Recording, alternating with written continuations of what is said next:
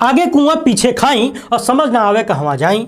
कभी कभी बीजेपी के बड़े बड़े नेता भक्तों को बड़ा कंफ्यूज कर देते हैं। बेचारे भक्त डिस्टर्ब हो जाते हैं कि किसको गाली देनी है, किसको भगवान की तरह पूजना है। रात में जिसे बदनाम कर रहे थे सुबह में उसको सम्मान दिया जाने लगा। बड़ा गड़बड़ेशन है। भक्तों का दिमाग एक बार फिर से क्यों फेल हो गया, हम विस्तार से बताएंगे। इसके साथ ही बात करेंगे साल 2002 के गुजरात दंगों पर बीबीसी द्वारा जारी की गई नई डॉक्यूमेंट्री की, जिसमें सीधे सीधे इन दंगों के लिए प्रधानमंत्री मोदी को जिम्मेदार ठहराया गया था। इस पर हमारी सरकार ने बैन लगा दिया है, लेकिन अब इस मामले में एक नया मोड़ आया है। इसके साथ ही आपसे जुड़े हुए कुछ अन्य मुद्दों पर भी चर्चा करेंगे, मगर बातचीत शुरू करने से पहले आप सभी से अनुरोध है कि यदि आप हमें पहली बार देख रहे हैं तो फेसबुक पर हमारे पेज को फॉलो कर लीजिए, लाइक भी कर दीजिएगा, यूट्यूब पर सब्सक्राइब करके बेल आइकन दबा लीजिए, इस क्यूआर कोड को स्कैन करके हमारी आर्थिक सहायता करें ताकि देश को गोदी मीडिया के जहर से बचाया जा सके और आपका मीडिया मजबूत हो जो आपके मुद्दों पर आवाज उठाए। पिछले दिनों आप में से कुछ दर्शकों ने पूछा था कि सर हमारे क्षेत्र की कुछ समस्याएं हैं जो हम आपके माध्यम से उठाना चाहते हैं, कितना पैसा लगेगा।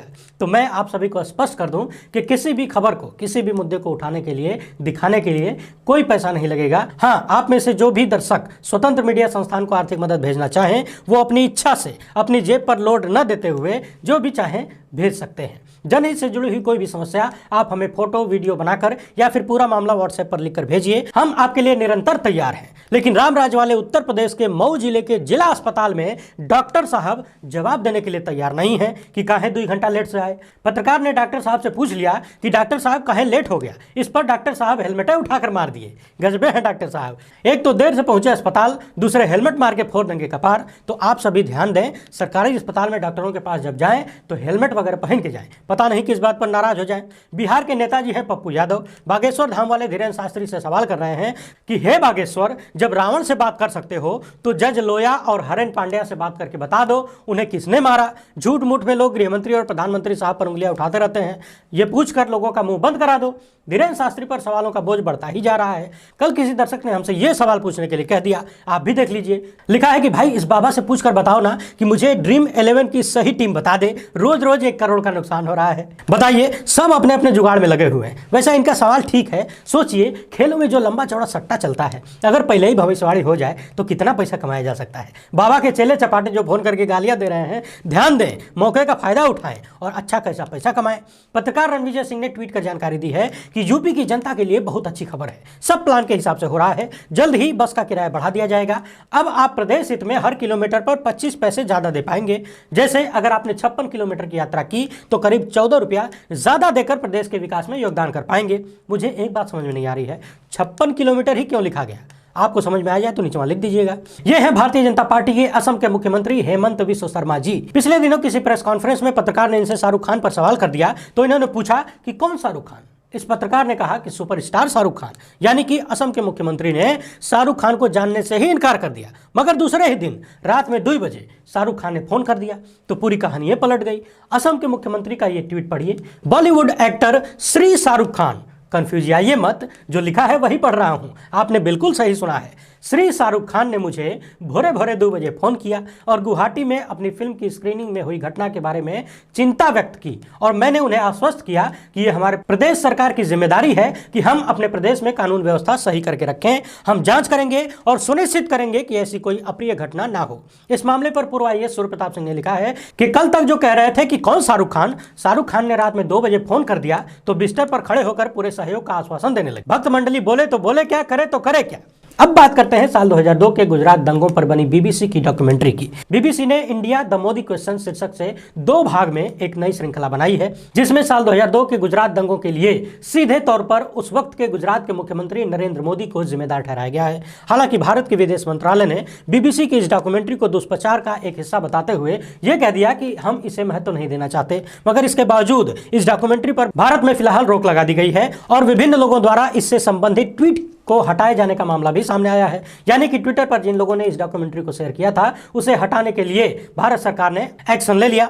मगर वरिष्ठ पत्रकार करण थापर से एक विशेष बातचीत में उस वक्त के ब्रिटेन के विदेश सचिव जैक स्ट्रॉ ने बातचीत में कहा है कि भारत स्थित ब्रिटिश उच्चायुक्त ने लंदन में विदेश कार्यालय को एक रिपोर्ट भेजी थी साल 2002 में, जिसमें कहा गया था कि दंगों के दौरान गुजरात में हुई हत्याओं के लिए नरेंद्र मोदी सीधे तौर पर जिम्मेदार है। इसके साथ ही उन्होंने यह भी आरोप लगाया कि रिपोर्ट में यह भी पता चला था कि नरेंद्र मोदी ने 27 फरवरी को वरिष्ठ पुलिस अधिकारियों से मुलाकात की और उन्हें दंगे में हस्तक्षेप न करने का आदेश दिया था। ब्रिटेन के उस वक्त के विदेश सचिव ने यह भी कहा कि मैंने तब के प्रधानमंत्री अटल बिहारी वाजपेयी और विदेश मंत्री जसवंत सिंह से बात की थी, मगर 21 साल बाद मुझे यह याद नहीं है कि उन लोगों ने क्या जवाब दिया था। उन्होंने यह भी कहा है कि साल 2001 के संसद पर हमले को लेकर भी वो लगातार भारत के विदेश मंत्री के संपर्क में थे।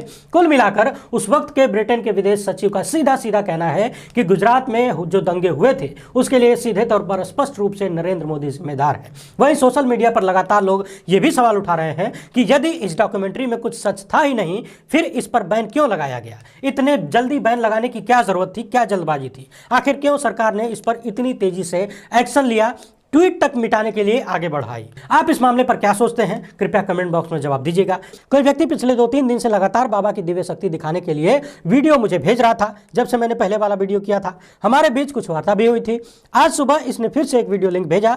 जवाब में मैंने लिखा कि धीरेन्द्र सारे ड्रामा कर रहे हैं लेकिन नागपुर जाने की हिम्मत नहीं हो पा रही है। जो पत्रकार वहां 3 दिन से टिका हुआ है उसके बारे में जानकारी जुटाना, वो भी टुच्ची सी जानकारी, कितने टाइम का काम है? जितनी ड्रामेबाजी करने से बेहतर होता कि नागपुर के पत्रकार भवन में चले जाते, पूरी दुनिया आपका लोहा मानती। मगर पोल खुलने का भय शकल पर साफ साफ दिख रहा है। फिर क्या था? भक्त तो भक्त है, भक्तों के पास दिमाग है कितना? बेचारा तुरंत बाप पर पहुंच गया। वैसे भी जब गुरु ही तुरंत बाप पर पहुंच जाता हो, बाप को मारने लगता हो, तो चिलवा क्या करेगा? मैंने भी लिख दिया, तुम्हारे भगवान और तुम्हारी दोनों की भाषा एक जैसी है, घटिया है। पोल खुलने से इतनी घबराहट ठीक नहीं है। इसके बाद भक्तों ने अपने भगवान की वही लाइन दोहरा दी, हाथी चले बाजार तो कुत्ते भौंके हजार। हमने भी राइमिंग मिला दिया कि पोल खुलने लगे तो हाथी बने सियार। फिर क्या था? भक्त और भड़क गया, बोलने लगा कि तुम भागो, हमें कोई फर्क नहीं पड़ता। अब जरा ध्यान दीजिए, मैंने पूछ लिया कि सुना है मीडिया मैनेजमेंट में बहुत खर्च हुआ है। इस सवाल को रखते ही भक्त बोलने लगा, जय सन्यासी बाबा, जय श्री राम। मैंने भी जवाब में लिख दिया कि सियावर रामचंद्र की जय। अब आप भक्तों का ज्ञान देखिए। इसने लिखा है कि कौन है तेरा बाप है सियावर? बताइए, इन भक्तों को यह भी मालूम नहीं है कि सियावर का मतलब क्या होता है, और ये खुद को हिंदू रक्षक बताते हैं, पूरे हिंदुत्व का टेंडरा लेकर चलते हैं। हमने थोड़ा और छेड़ दिया, मीडिया मैनेजमेंट में कितना खर्च हुआ बताया नहीं तुमने, कहो तो हम बता दें। इसके बाद तो भक्त को बर्दाश्त नहीं हुआ, बोलने लगा कि तू निकल, बहुत हो गया। कुल मिलाकर इतना समझ लीजिए कि आपदा में अवसर खोज लिया गया है। ढोंगी से सवाल किया जाए तो उसे धर्म पर सवाल बोलकर धर्म खतरे में है, ये हर एक आदमी के दिमाग में ठूस देना है गोदी मीडिया के माध्यम से, और चुनाव में कहना है कि हिंदू तो खतरे में है, हमको वोट दो नहीं तो सारे हिंदू निपटा दिए जाओगे। मुझे लगता है कि अब आप समझ गए होंगे कि इस ढोंगी के ऊपर मामला दर्ज क्यों नहीं हो रहा है, क्यों इसकी गिरफ्तारी नहीं हुई, क्यों गोदी मीडिया से लेकर तमाम भाजपा नेता सन्नाटा मारे हुए हैं। और भाजपा नेता ही नहीं, विपक्ष के नेता भी सन्नाटा मारे हुए हैं, क्योंकि उन्हें भी डर है कि यदि हमने सच बोल दिया, यदि हमने ढोंग की खिलाफत कर दी, तो गोदी मीडिया वाले हमको हिंदू विरोधी कहने लगेंगे। तो सबको अपने अपने वोट का खतरा नजर आ रहा है। अब आपको संभालना है अपना देश और अपने बच्चों का भविष्य, या फिर सोच लीजिए, हो सकता है चमत्कार के भरोसे जीवन चल जाए। बिहार पुलिस की इन 2 महिला कर्मियों की बहादुरी ने बैंक लूट की घटना को होते होते रोक दिया और 26 लाख रुपए लूटने से बचा लिए।